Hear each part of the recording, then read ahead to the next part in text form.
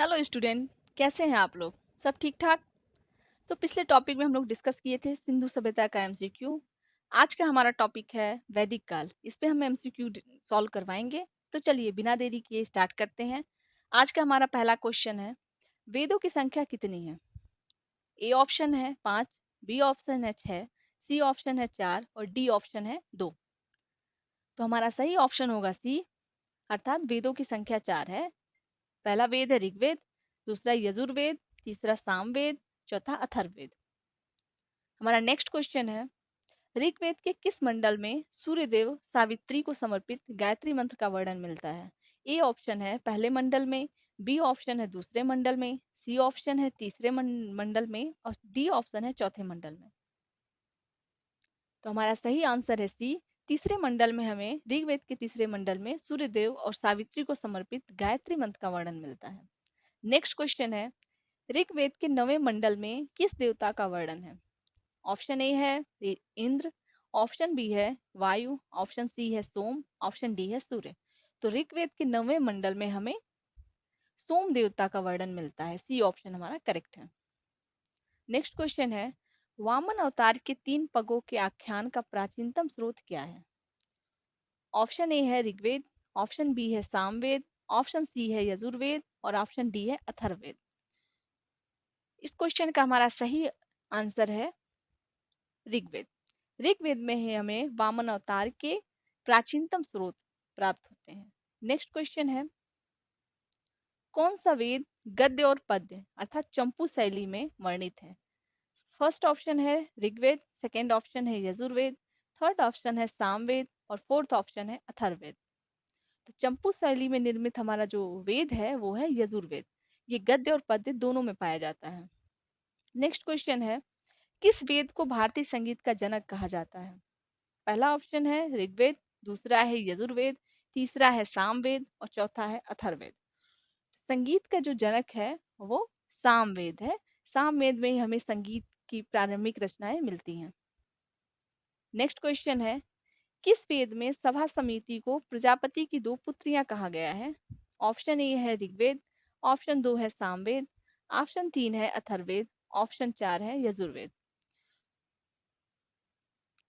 तो ऑप्शन 3 सही है। ये अथर्ववेद में सभा समिति को प्रजापति की 2 पुत्रियां कहा गया है। नेक्स्ट क्वेश्चन है, वेदांगों की संख्या कितनी है? फर्स्ट ऑप्शन है 5, सेकेंड ऑप्शन है 6, थर्ड ऑप्शन है 8 और फोर्थ ऑप्शन है 9। तो वेदांगों की जो संख्या है वो 6 है। ऑप्शन 2 सही है। वेदों को समझने के लिए वेदांगों की रचना की गई जिनकी संख्या की 6 है। नेक्स्ट क्वेश्चन है, पुराणों की संख्या कितनी है? फर्स्ट ऑप्शन है 12, सेकेंड ऑप्शन है 15, थर्ड ऑप्शन है 18 और फोर्थ ऑप्शन है 20। तो इसमें हमारा सही ऑप्शन है 18। वेदों पुराणों की संख्या जो है वो 18 है। वेदों की संख्या 4 है, वेदांगों की संख्या 6 है और पुराणों की संख्या 18 है। नेक्स्ट क्वेश्चन है, सबसे प्राचीनतम एवं प्रमाणिक पुराण कौन सा है? पहला ऑप्शन है वायु पुराण, दूसरा ऑप्शन है विष्णु पुराण, तीसरा है मत्स्य पुराण, चौथा है ब्राह्मण पुराण। इसमें हमारा सही ऑप्शन होगा मत्स्य पुराण। सबसे प्राचीनतम जो पुराण है वो मत्स्य पुराण है। नेक्स्ट क्वेश्चन, किस पुराण में मौर्य वंश की वंशावली मिलती है? ऑप्शन ए है मत्स्य पुराण, ऑप्शन सेकेंड है वायु पुराण, थर्ड ऑप्शन है ब्राह्मण पुराण और फोर्थ ऑप्शन है विष्णु पुराण। तो इसमें पूछ रहा है कौन सा पुराण है जिसमें मौर्य वंश की वंशावली हमें प्राप्त होती है। तो हमारा चौथा ऑप्शन सही है, विष्णु पुराण। विष्णु पुराण में हमें मौर्य वंश की वंशावली मिलती है, मौर्य वंश के बारे में जानकारी मिलती है। नेक्स्ट क्वेश्चन है, किस पुराण में सातवाहन वंश की जानकारी मिलती है? फर्स्ट ऑप्शन है विष्णु पुराण, सेकेंड ऑप्शन है मत्स्य पुराण, थर्ड ऑप्शन है ब्राह्मण पुराण, फोर्थ ऑप्शन है भागवत पुराण। तो इसमें हमारा सही ऑप्शन जो है वो है सेकेंड, मत्स्य पुराण में हमें सातवाहन वंश के बारे में जानकारी मिलती है। 13 क्वेश्चन है, किस पुराण में गुप्त वंश की जानकारी मिलती है? फर्स्ट ऑप्शन है वायु पुराण, सेकेंड ऑप्शन है मत्स्य पुराण, थर्ड ऑप्शन है ब्राह्मण पुराण, फोर्थ ऑप्शन है भागवत पुराण। इसमें जो हमारा सही ऑप्शन है वो है वायु पुराण। वायु पुराण में हमें गुप्त वंश के बारे में जानकारी मिलती है। नेक्स्ट क्वेश्चन है, मैक्स मूलर ने आर्यों का मूल स्थान कहाँ बताया था? ए ऑप्शन है ब्रह्मर्षि प्रदेश, बी ऑप्शन है मध्य एशिया, थर्ड ऑप्शन है यूरोप, फोर्थ ऑप्शन है जर्मनी। तो जो मैक्स मूलर ने बताया है आर्यों का मूल स्थान, उन्होंने मध्य एशिया को बताया है। नेक्स्ट क्वेश्चन है, दसराग युद्ध का वर्णन ऋग्वेद के किस मंडल में मिलता है?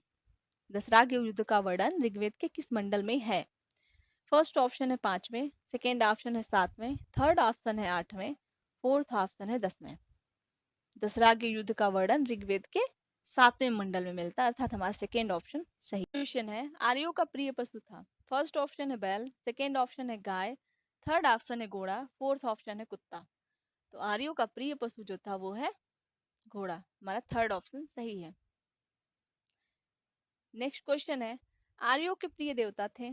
फर्स्ट ऑप्शन है वायु, सेकेंड है सूर्य, थर्ड है इंद्र, फोर्थ है वरुण।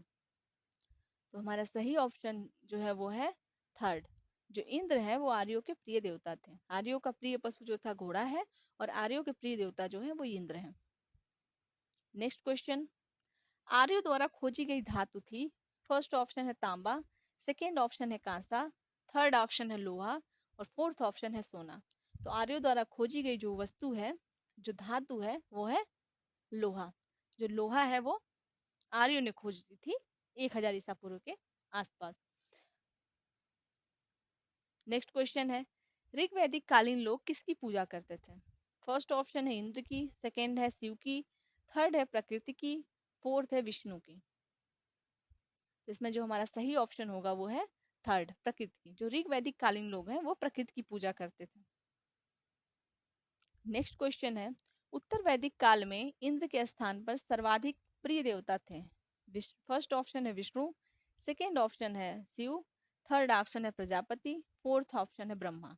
तो उत्तर वैदिक काल में इंद्र के स्थान पर सर्वाधिक प्रिय देवता जो थे वो है प्रजापति, अर्थात हमारा थर्ड ऑप्शन सही है। नेक्स्ट क्वेश्चन है, सत्यमेव जयते कहाँ से लिया गया है? फर्स्ट ऑप्शन है ऋग्वेद, सेकेंड ऑप्शन है यजुर्वेद, थर्ड ऑप्शन है अथर्ववेद, फोर्थ ऑप्शन है सामवेद। जो सत्यमेव जयते है, सत्यमेव जयते अथर्ववेद के मुंडको उपनिषद से लिया गया है। अथर्ववेद के मुंडको उपनिषद से सत्यमेव जयते लिया गया है। नेक्स्ट क्वेश्चन है, सूची 1 को सूची 2 से मिलाइए। फर्स्ट सूची में है पतंजलि, सेकेंड नंबर पे कपिल, थर्ड पे है गौतम, फोर्थ पे है जैमिनी, फिफ्थ पे है कणाद। सूची सेकेंड में है सांख्य, सेकेंड पे है न्याय, थर्ड पे है योग, फोर्थ पे है उत्तर मीमांसा और फिफ्थ पे है वैशेषिक। तो हम इसका मिलान करते हैं। जो पतंजलि है वो योग से रिलेटेड है, जो कपिल है वो सांख्य से है, जो गौतम है वो न्याय है, जैमिनी जो है उत्तर मीमांसा से रिलेटेड है और कणाद जो है वो वैशेषिक से रिलेटेड है। तो हमारा ये ऑप्शन ऐसे मिलान होगा। नेक्स्ट क्वेश्चन है, सूची 1 को सूची 2 से मिलाइए।